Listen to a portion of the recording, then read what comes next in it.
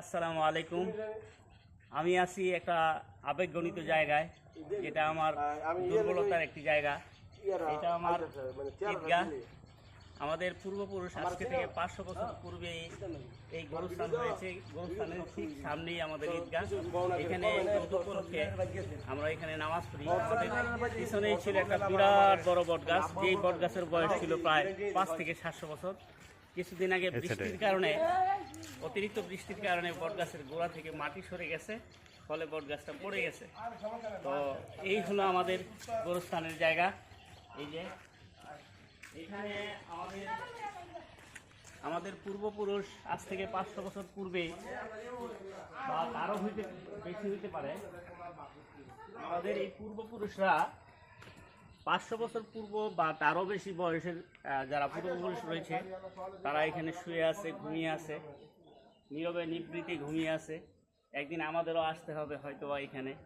তো যাই হোক, এখানে পাশাপাশি ঈদগাহ থাকার কারণে যখন ঈদের নামাজ আমরা পড়ি, ঈদের নামাজের পরে আমাদের এই পূর্বপুরুষদের জন্য আল্লাহর কাছে মাগফিরাত কামনা করি, তাদের কল্যাণের জন্য, তাদের রূহের মাগফিরাত করে যাই। এইখানে আসলে সত্যিকার অর্থেই হৃদয়টা শীতল হয়ে যায়।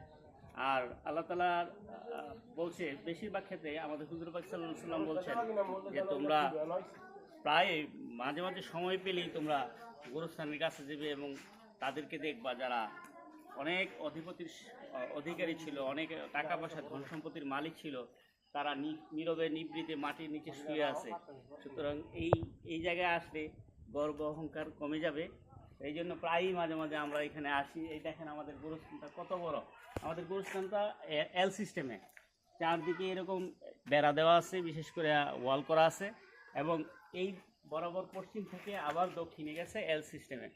তো সত্যি আমার এই জায়গাটায় আসলে অন্যরকম একটা অনুভূতি তৈরি হয়। আমরা সবাই আসি। আর যারা এই গোরস্থান, অনেক বহির্বিশ্বে অনেক ভাইয়েরা রয়েছেন, প্রবাসী ভাইয়েরা রয়েছেন, যারা এই গোরস্থানটা দেখার কোনো সুযোগ পান না, তাদেরকে অনুরোধ করব তারা শেয়ার করে দিবেন এক ভাই আরেক ভাই দেখার জন্য।